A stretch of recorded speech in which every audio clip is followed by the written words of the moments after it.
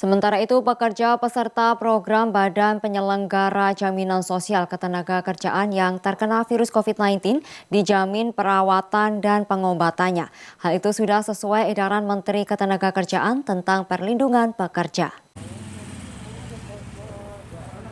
Sesuai dengan edaran Menteri Ketenagakerjaan tentang perlindungan pekerja atau buruh dalam program jaminan kecelakaan kerja pada kasus penyakit akibat COVID-19, pekerja peserta program Badan Penyelenggaraan Jaminan Nasional Ketenagakerjaan jika terpapar berhak atas perawatan dan pengobatan.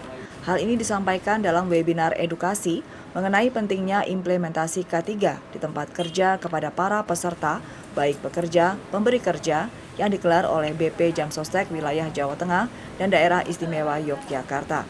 Deputi Direktur BPJS Ketenagakerjaan Kantor Wilayah Jateng dan DIY, Suwilwan Rahmat, menyebutkan pekerja atau buruh yang dapat dikategorikan memiliki resiko khusus atau spesifik yang dapat mengakibatkan penyakit akibat kerja karena COVID-19, yaitu tenaga medis dan tenaga kesehatan.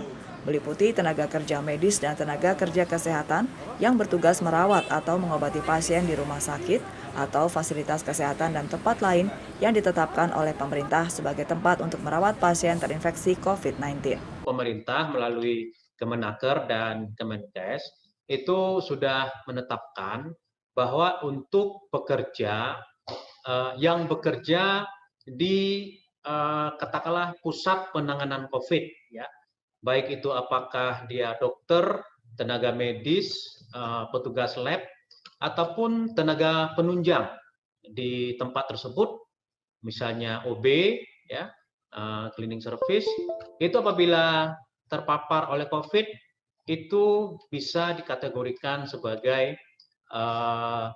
JKK ataupun penyakit akibat kerja. Jadi misalnya ada tenaga medis, dokter, lab yang bekerja di rumah sakit, ya, dan memang dia ditempatkan di tempat penanganan kesembuhan COVID, begitu ya. Karena mungkin kalau kita tahu rumah sakit banyak juga unit-unitnya ya Pak Dokter ya.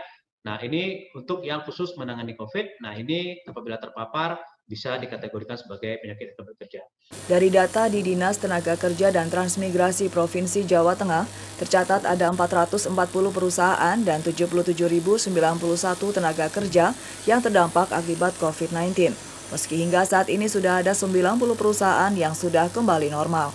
Para pekerja yang terdampak ini mulai dari karena di PHK sebanyak 16.438 tenaga kerja. Terdampak terhadap waktu kerja 16.639 tenaga kerja, 37.257 tenaga kerja dirumahkan, dan 2.925 tenaga kerja tidak diperpanjang kontraknya, serta 3.832 tenaga kerja yang upahnya turun akibat COVID-19. Di 2020 rilis BPS minus 2,65%. Kemudian satu hal terkait dengan ketenagakerjaan adalah tingkat pengangguran terbuka yang tadinya 4,4 sekian menjadi 6,48%. Ada penambahan sekitar 300.000 sekian ribu orang yang menganggur sehingga sekarang data berdasarkan BPS 1,21 juta orang.